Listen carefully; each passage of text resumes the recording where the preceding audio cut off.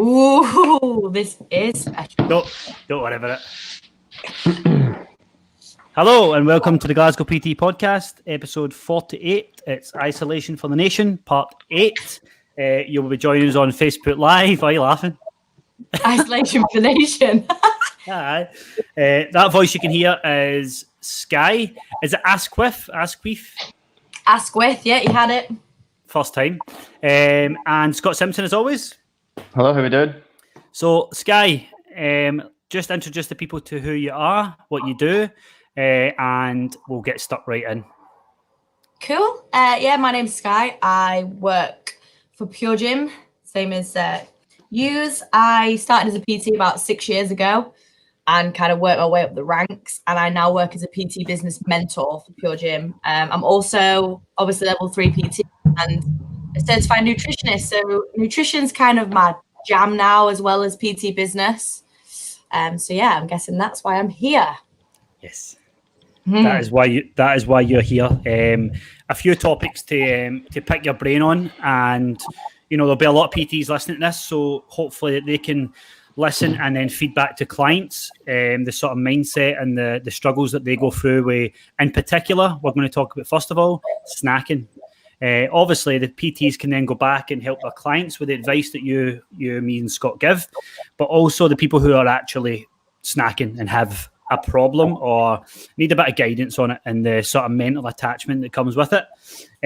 So first thing I want to talk about, I did a video on it.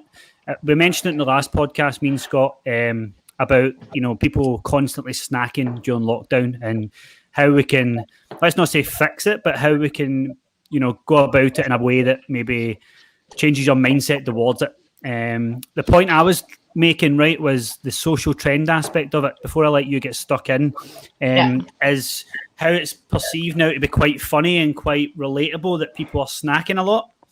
The point I was making is, like, that's fine. You know the meme with the boy who was, let's say, of a bigger BMI, was running in with all the snacks, and it's like, oh, that's me running into the living room for the kitchen. And the people are relating to it and laughing and joking. And my problem was that, if you take that with a pinch of salt, it's cool. But I feel there's an underlying mental attachment towards that as well. So I kind of want to address that while you're on, and talk about the social trends towards excessive snacking during quarantine, and just in general ways to go about fixing it. So talk to me about the social trend that comes with snacking. What do you find? Did you cover that in great depth in your course and stuff like that, or is that something you see? Not social trends, no. It's just kind of where snacking comes from.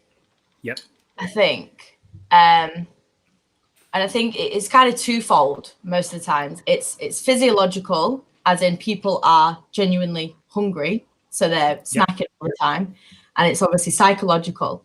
And the psychological part is obviously a little bit more complex, because you've got people that think snacking's okay and it's fine and like make jokes of it. You've got people that snack mindlessly. They don't even know that they're doing it. They're just it's a habit. And they've got people that do it because of a restrictive mindset. And it's like they've put labels on things. And we know as soon as you put a label on something that you can't have it, you want it more. And that starts a bit of a cycle. So I think looking at it from both angles, that's how I've kind of communicated to most of my clients and most people. It's like the first one, is it actually hunger? Are you actually hungry when you're snacking? And there's really easy ways to kind of give yourself a bit of time to think about that, is to, one, ask yourself, if you feel yourself snacking and reaching for something, am I actually hungry? I heard another one on a podcast the other day, and it was asking yourself, would I eat vegetables right now? And if the answer is no, you're not hungry. It's just a craving. I think people tend to they're not able to distinguish between a craving and actual hunger. So like hunger is not specific to one thing, whereas a craving tends to be. So asking if you're actually hungry. If you are, then maybe you need to address your eating pattern. You're either not eating enough, maybe you're eating erratically, you're not kind of looking at the satiety of your meals, things like adding more protein, having a set routine, because your body will get used to that routine. And I think because we're kind of out of routine at the minute, it's hard for people to adjust to their newfound hunger. Say, for instance, people usually get up at 6 a.m., have breakfast, then go to the gym and train. Now they're maybe not doing that. So they're waking up still, but their body is telling them they're hungry, but they could actually ride it out if they wanted to. It's just because their body is naturally in that rhythm. So I think addressing that, having a set eating pattern, looking at what's in your meals. Protein, we know protein's super satiating. Obviously fiber, fruits, vegetables, padding out meals with that, and then actually having foods that you enjoy, because no one's going to be satisfied from a plate of vegetables. Like, oh, great, vegetables keep me full, but then they're not going to stop you snacking if you're not kind of mentally satisfied. So adding things in there that you actually like, they're a bit tasty, a bit of fat, which also slows down digestion, which is going to make you feel less hungry too. So I think addressing that first and foremost, if you are then still, even though you're having good, high volume, high protein, low energy meals in a set pattern, if you're still snacking, then it's a bit more of a psychological thing. And it might be that you're in habit, you've got things in front of you, you've got trigger foods. I think being mindless is a very big one. People tend to, even if they're eating good meals, they're not present when they're eating their meals. They may be sat watching TV, they're sat in their place where they work, they're sat on their phone, and they might be eating a really good meal, but they're not taking it in. They're not even registering that they're eating. And then an hour later, they're snacking again because their body doesn't think that they've eaten. And then for me, a massive one is like actually slowing down and chewing more, because I just wolf my food down. And then I can easily be like, I'm not even full. And then I'm eating more. And then before I know it, I'm like, too full. So, yeah. What have you guys found with your clients? Is it more of a psychological thing than a physiological? Yeah, I think definitely psychological. I actually can't show a great deal of empathy because I've never done it like that. One thing I do know is I eat far too quickly. It's like, it's actually embarrassing at times. I'm the same. It's like, I don't come up for air. Aye, and when you sit down with somebody beside you that's got the exact same amount, and then they just look at you and they go, and you're thinking, please leave it so I can eat yours. So I'm the same. I don't know if it's because I was brought up with my brother, and my mum's not a big eater, right? So I think the psychological battle we had was, right, whoever finishes first gets the rest of my ma's dinner as well. Right. And that's where, and like you said, you don't give your belly enough time to realise it's full. So that's the only part I can relate to. I'm not a midnight snacker. I mean, I like a wee biscuit with a cup of tea. You know what I mean? Well, I say wee biscuit. Like a full pack of hobnobs or something could easily be smashed out. So I can relate to that aspect to it. But I love what you said there, the psychological things that a lot of trainers can take for this and say to their clients. I mean, it's all good. It's all good us sitting saying, look, have more protein. It fills you up. And you're going, so will I have 300 grams of chicken breast then? What do you mean? Yeah. You know what I mean? So obviously that's when it comes down to what's on your plate, looking at what's on your plate. And I like that point about, would you eat broccoli right now? Because you probably wouldn't. And that's a good wee cue for a lot of people listening that could actually ask themselves that the next time. Yeah. Scott,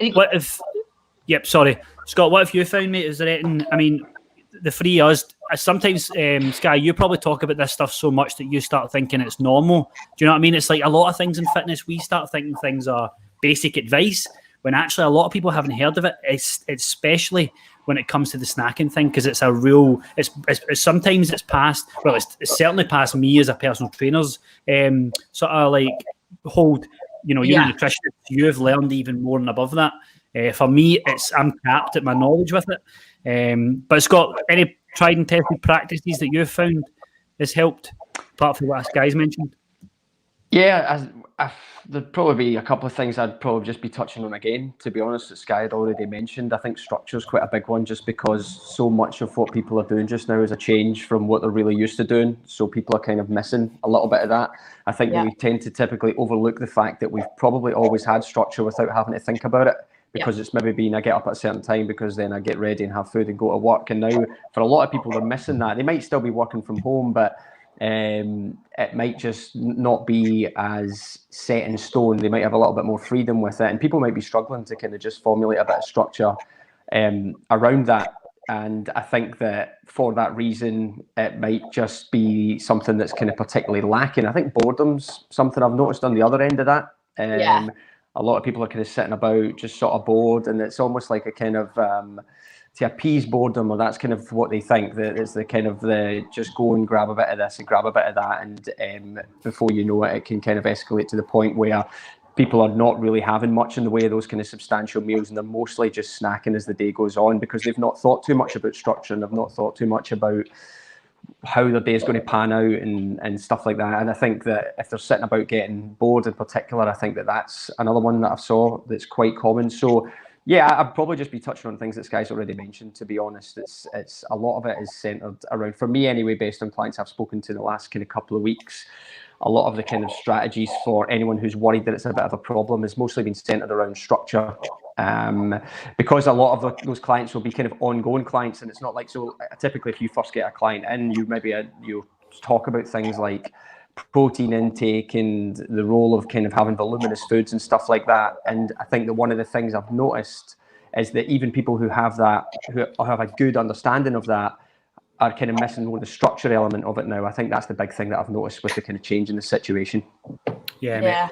Scott, tell Sky how you well, first of all, tell her how you eat your chicken, rice and broccoli, and then tell her how you eat your Nando's as well. What do you mean, like the way in which I eat one thing? Yeah, the way you attack it, the way you master, how you set it. Chicken, rice and broccoli. Don't lie. Yep. Well, I eat the broccoli first. He eats the broccoli first. Aye. It's, for me, it's just the least. I don't actually quite like broccoli though, but it's. I actually quite like it, but I didn't say it. I eat my veg first. Yeah, I eat the broccoli first, and then the chicken, and then the rice. I don't even really mix the chicken and the rice that much. I just kind of like tackle them one at a time. I'm with you on this. Yeah, Nando's is just. You found somebody else is weird, mate. I know, it's class. What about Nando's? Just the same. Just attack it one bit at a time. Just split. I leave the chips last. I'll leave the chips till last. Yeah. Look forward to that. But do you know what? This is something that clients will do, right? And I think because we're locked down now, a lot of people are doing this as well. They're like, right, I'm not moving as much. I need to eat less. And they're eating smaller meals, and they'll let themselves get too hungry. And then when they are going to a plate, if there's chips on the plate, they're going chips first and they're devouring them. Whereas if they went veg first, protein, then got to the chips, gave themselves enough time, they might not need to eat it all. And I think that's another thing that people are doing. They're like, right, I need to eat less. And they're just thinking less calories, but they're actually just reducing the sizes where they do need to eat more, but not as much calories. And another thing that I use with my clients is the hunger scale. So if you think of 0 to 10, 0 being absolutely ravenous, like you probably eat your own hand, 10 being I'm going to be sick because I'm so full, I just tell them to try not to mentally get out of between 4 and 8. So 4 is actual stomach's rumbling a little bit. I'm quite hungry. 7 is satisfied now. My belly's full. If I eat anymore, I'm going to start to need to unbutton my jeans. So trying to stay there, because if people let them get too hungry, then you're going to eat whatever the hell you can find. And it's not going to be something that you've cooked from scratch. And that goes for in lockdown or in general. So that's quite a good one to maybe think about as well, using with your clients. But also in line with kind of boredom, emotional and stress eating is a massive thing. And I think that comes back to being present and knowing. And I used to get my clients to reflect their emotions each week in their check-ins and get them to kind of say, like, how stressed were you? Was it something that was in your control or out of your control? And this is where you're going to delve into all sorts. Like, they used to come to me and go, my husband's being a fucking twat and I just can't be arsed. And that I've dived into a bottle of wine and it's like, cool, right, is that within your control? No. And trying to get them to do other things, whether it's going for a walk, listening to music, ringing a friend, journaling and meditating. I don't really do meditating because my brain is too active. Like I've tried a million times, but I do still recommend that other people try it. For me, like listening to music is a little bit of meditating because it helps me just kind of bring 100 thoughts into maybe 2 or 3. So things like that, and asking yourself, like, am I really hungry or am I about to just eat because I'm emotional? Just giving yourself a second to think can sometimes stop you from going and doing it. And then there's other things like not having it in plain sight, because if it's in plain sight and you are an emotional eater, you're going to grab it. Whereas if you make it more difficult and you're in your bedroom and you've got to walk all the way down the stairs to the kitchen, to the back of the cupboard, in this time you could be going, do you really want to do this? Is this really going to take you closer to where you want to be on? Because if not, let's just go for a walk, or let's go and ring my mom. Let's go and ring my friend and have a rant. And maybe that's the difference. Yeah. I do like, I think we'll dive a wee bit deeper in. There's an action step that Sky set you guys listening is, like, for once, try the Scott and Sky technique when you next look at your plate, if you don't already do that. Change up. I know it's like trying to change a habit of a lifetime, but the next time you get your plate tonight at dinner, look at it and just go, do you know what? I'm going to start the other way.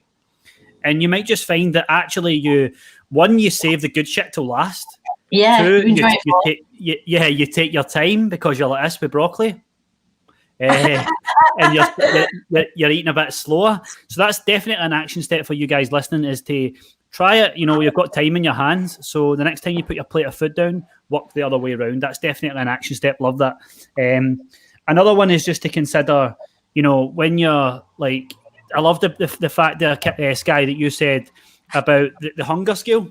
And what I would like to add to that is the fact that it encourages continuous eating, or eating without large gaps of time. I guess that's the point of it anyway, because the longer you leave it, the more you're going to be like, right, I'm starving. So that's going to encourage energy, but it's going to encourage, like, obviously sugar levels as well and insulin resistance as well, which is great. So yeah, that's another action step for you guys listening, is look at your day. Sometimes it's just the mindfulness part of it as well, is just, it's like any aspect of health and fitness, is write shit down and look at it. Because sometimes when it's on paper, it's like, really, is that what I do? It's not, when it's all in here, it doesn't become a reality or a physical thing. No, it's so much real when you see it and you're doing something like physical with it. Yeah. It's the same when you write. It's just like a food diary. When you write a food diary down and, you know, you take 2 pages, you might be like, right, 2 pages here. This should only take 1 page, or maybe even you take 3 lines of a page when it should be a page you take for a food diary because you're eating too little. So yeah, perfect. I think it's important as well to know, you know, like you said, you have a cup of tea and biscuits. Like, that for you is a habit that you enjoy, and you don't then have the tea and the biscuits and then go and make yourself feel guilty all day because you had them. So I think it's really important to know that if you want to snack and you're making that choice yourself, that's fine. If it's, you know, whether you're tracking or you're not tracking, if you're planning that into your day and it doesn't then negatively impact the rest of your day, then go and eat chocolate. I have chocolate every day. And I think that's come from the fact that chocolate used to have a bit of power over me, and I had to have it every day for it to lose its power. And I knew that nothing bad was going to happen. I wasn't going to gain by eating a bit of chocolate every day. I didn't have to have the whole bar once I started. And I've used it with a few of my clients. It doesn't work for everybody, but I have it every day and I don't make myself feel bad for it. So I think having food labels massively contributes to snacking, because it's like, you shouldn't be eating things with sugar in. And the more you do that, when you actually end up having it because you've restricted it so much, then you can't stop. It's like when I did bodybuilding, when I came out of that, Jesus Christ, I could not stop eating croissants and flapjacks and everything because they've been so restricted to me.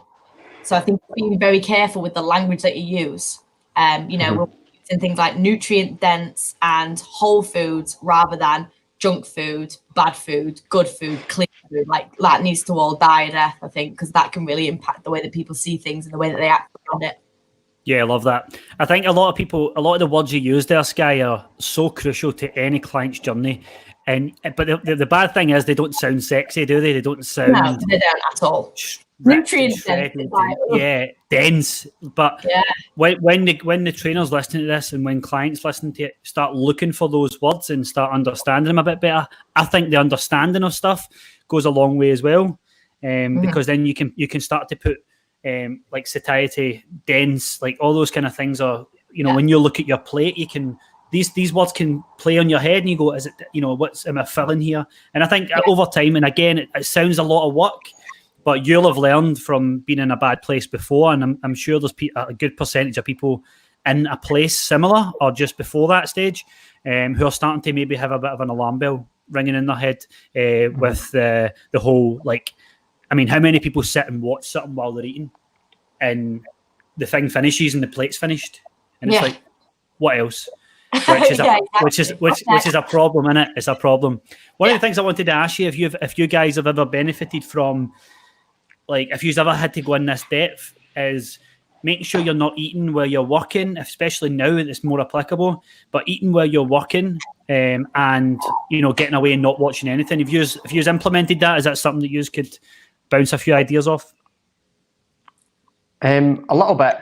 It's actually something that even I've sort of noticed is I still do it. I'll like sit and do work in one place, and then I'll just grab food and eat there, and then I'll go back to work. And I think I've probably even noticed myself that it's like it impacts the ability to kind of step away as much as it does like your productivity. I think that it's not just about, oh, it's killing my productivity or anything like that. It's actually, for me, it's more switching off from things. It's probably like if you go and then have a meal, not being very mindfully aware of what it is you're doing. The same if I sit in bed, and I've done this a couple of times, and I just sit and do work in bed, then when I go to put it away and I'm still lying in bed trying to relax, it probably impacts the ability to switch off from what I've just been doing and properly relax. My brain is still circulating through it. I think we spoke a little bit about it on the podcast before, where I'd read a lot about that in depth. There was a book called Atomic Habits by a guy called James Clear, and he goes into it. Now. Yeah, it's good. He goes into it in good amount of detail and talks about that way of how you can compartmentalize things a little bit more effectively. I haven't done it. Like, I can't honestly sit here and say, yeah, I've got a place for everything. But I do think there's benefits to it, massive benefits to it. I think so. Yeah. That's why I want the guys to.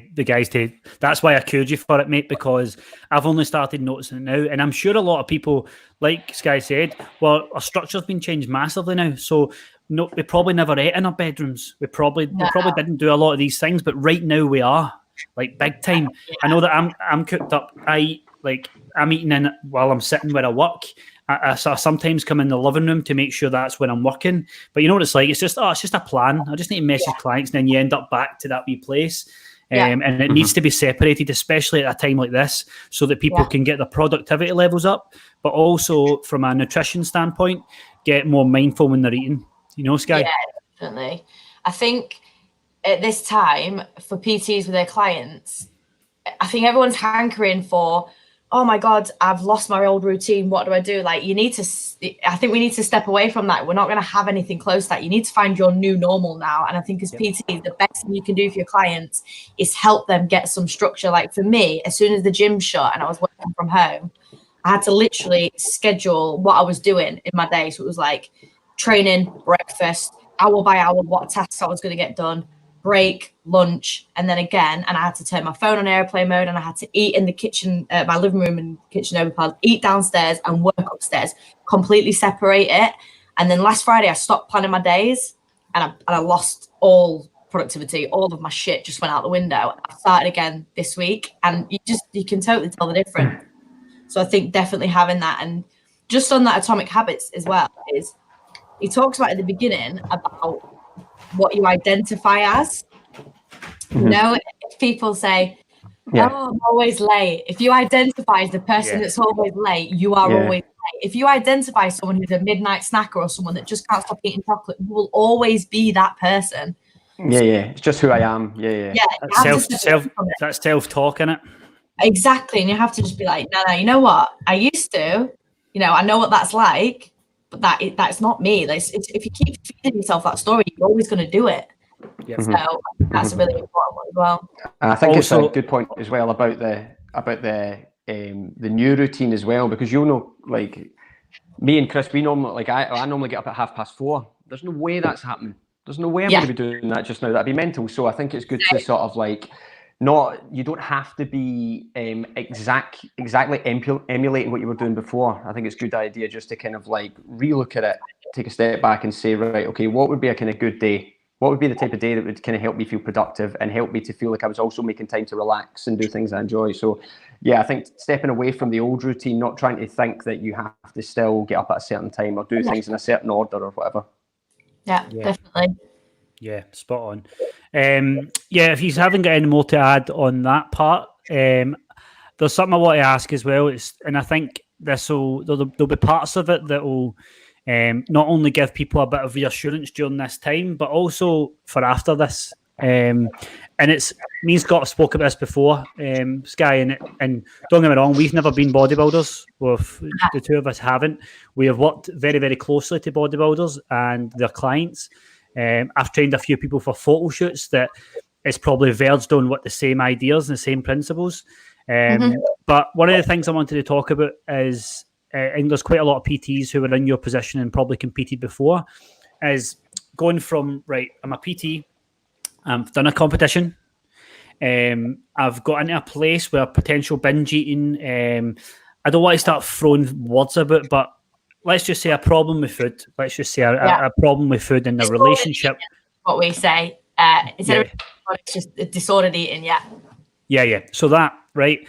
Now, what I've noticed in social media and with these kind of trainers is, and that's why I first liked the stuff that you put out, because you didn't do what a lot of them do, and Scott can back me up on this. And if you think of a journey, right, of a bikini girl, let's just say, so they start loving training, they start training hard, they get a coach, and they stick to a bodybuilding diet, right?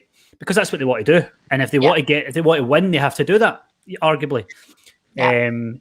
But what then happens is towards the very, very end, they hit stage 10, which is post-show, binging, overindulging, having all those problems and disordered eating, right?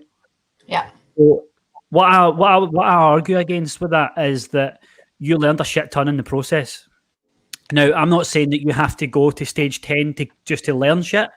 I'm just saying that, what a lot of people are now discouraging is that, they're anti-competing, they're anti-dieting. Yeah, of course. You know where I'm going with this, don't you? Yeah. You know where I'm going with this. So basically, they get to the end. They probably never done it right, or they weren't coached right, unfortunately. So they're now in a spiral of which takes, honestly, Sky, probably takes a year, 2 years for some people to get back to normal.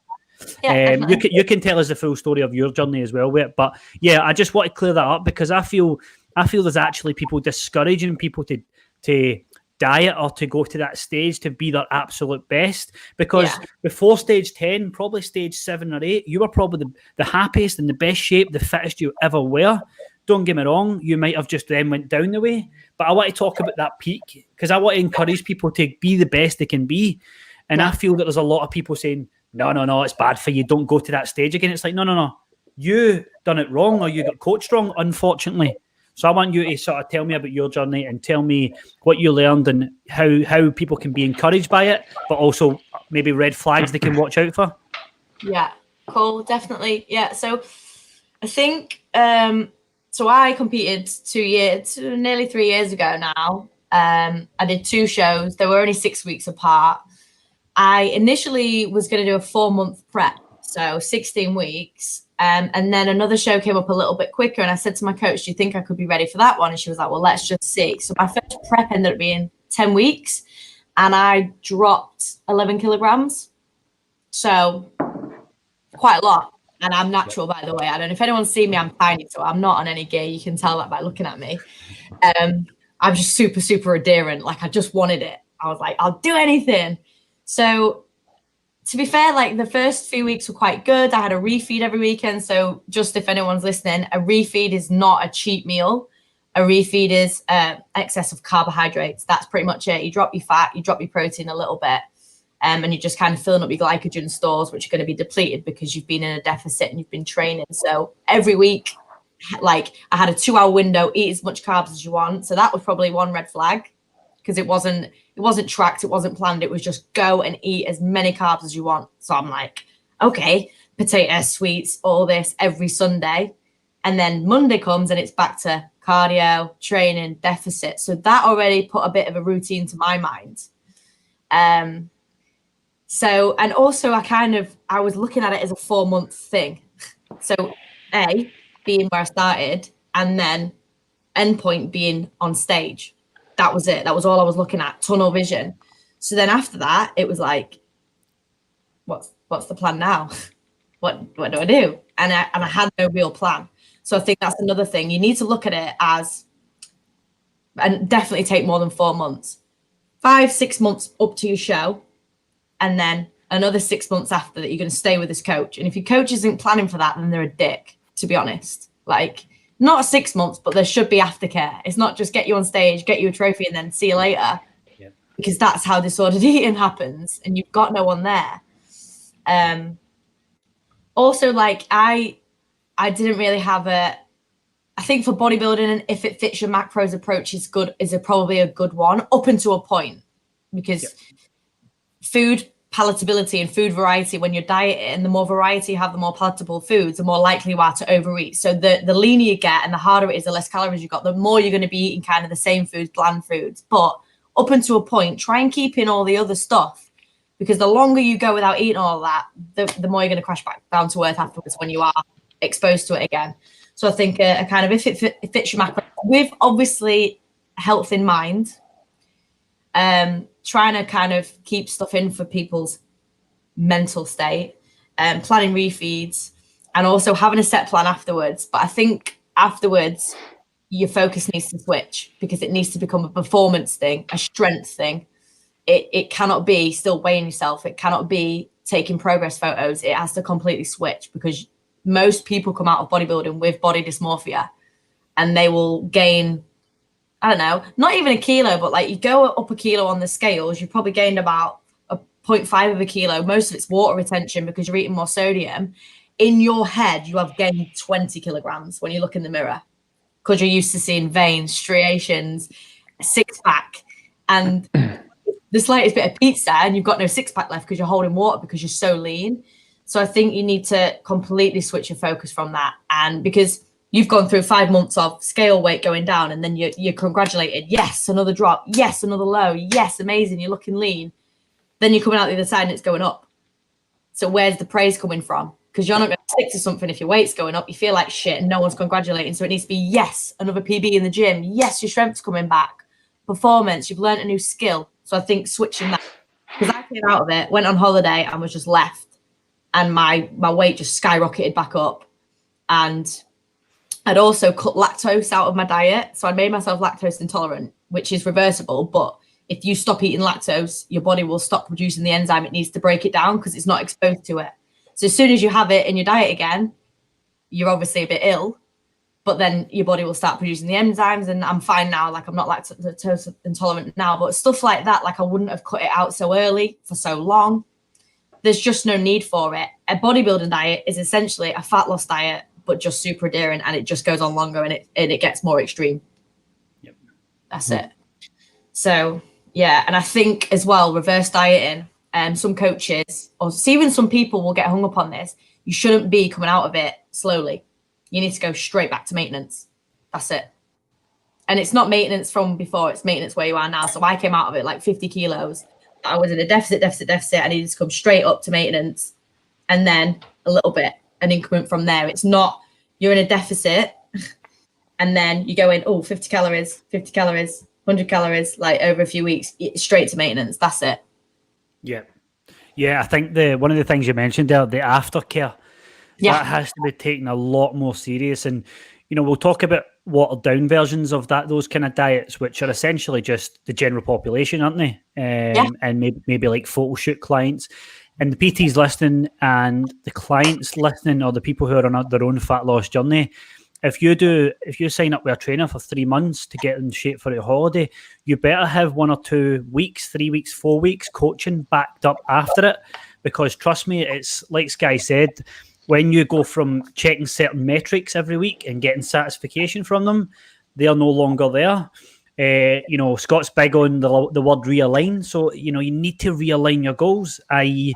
start focusing on getting stronger, start focusing on, different parts of your body that you want to grow.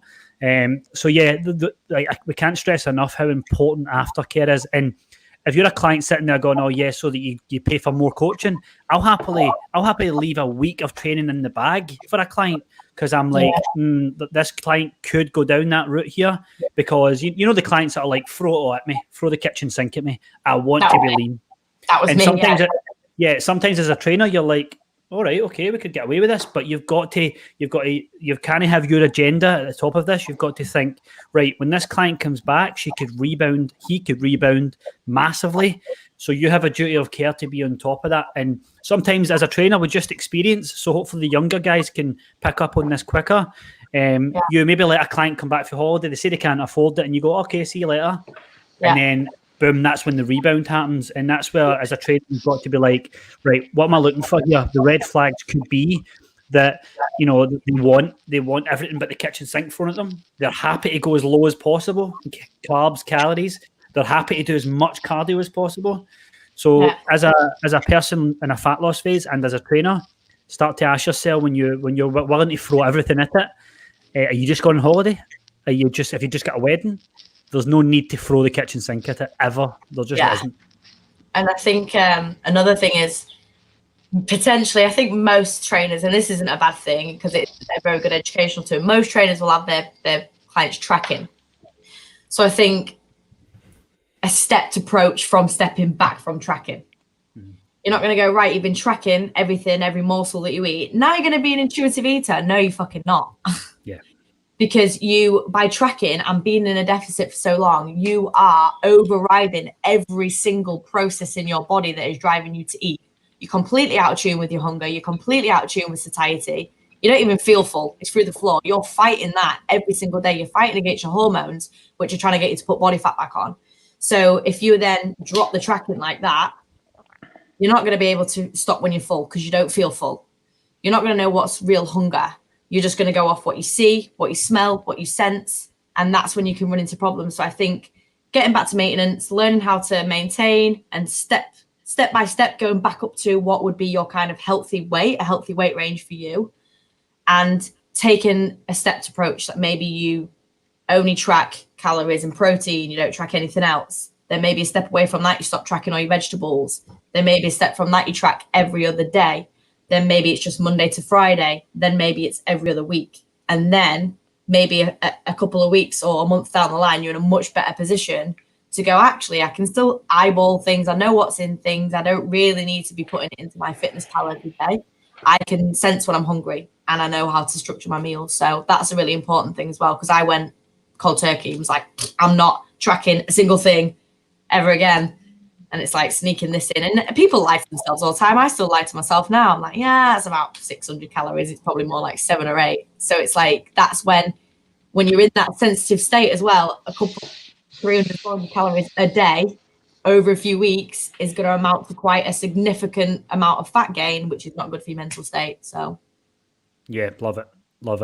I think one of the biggest takeaways here is that time, basically. So whatever you think your phase is going to be, you better probably add, obviously the longer the phase, the longer you add. If it's 3 months, then look at another 2 months on top of that, so that, number one, you want to come back so that the next fat loss phase or the next gaining phase is you're in a much better position.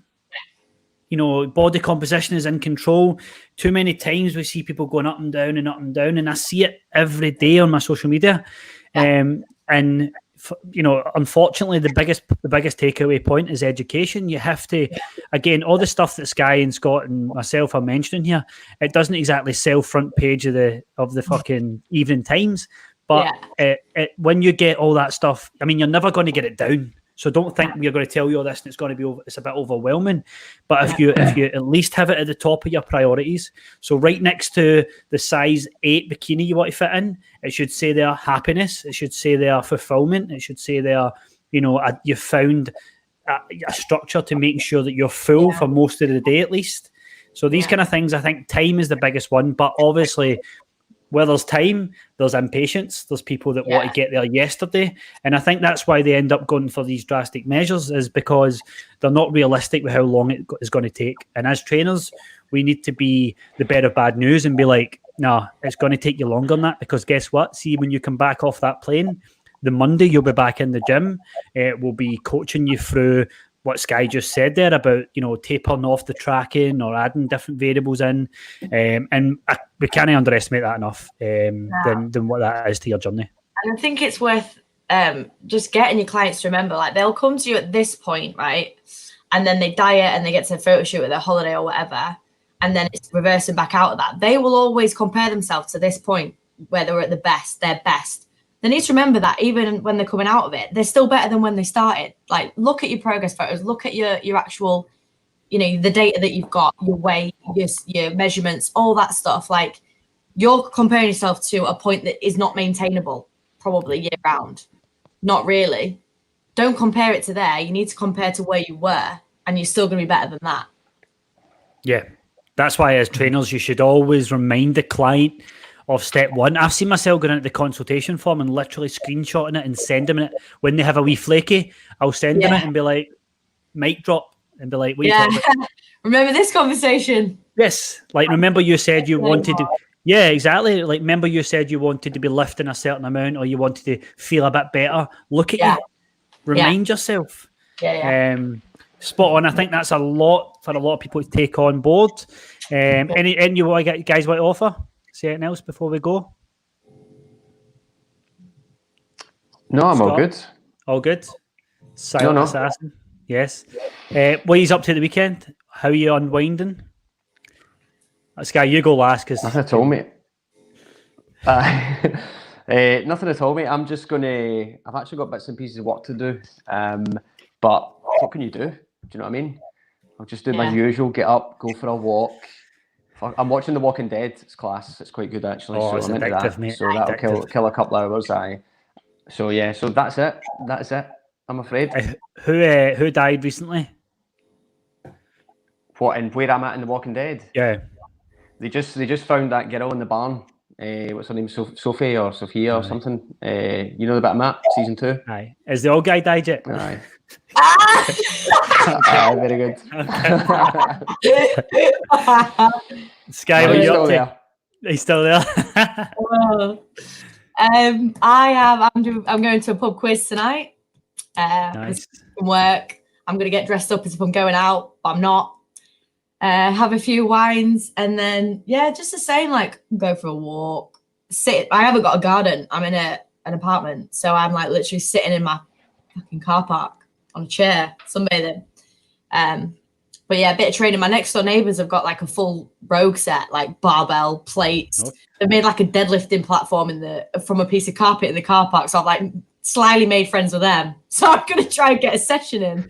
Never heard for you before that. Yeah, that's it. I'm like, oh, bake some cookies. Would you like some? So yeah, a bit of training. Just the usual. Probably get a little bit drunk though. What about you? Similar. Apart from the drinking part. So class tomorrow, do a bit of training, and then just chill out. I slept terrible last night, so I feel like it's affected me today. So I'm trying to avoid too much caffeine to fix it. Nice. So I've already had another bad dream. Was it a bad dream that you had? I had another one, mate. Another bad dream. Did you? Okay. Oh, no. We'll talk about that after. See, I only do. You want me to tell people about your dream? Go on then. So Scott has a dream, right? Scott has a dream that he's at. I think it's McDonald's or KFC. I don't think he really picks McDonald's drive-through. McDonald's drive-through. So he drives through, right? Scott, you just tell the story, mate. It's fine. I'm not driving. That's the thing.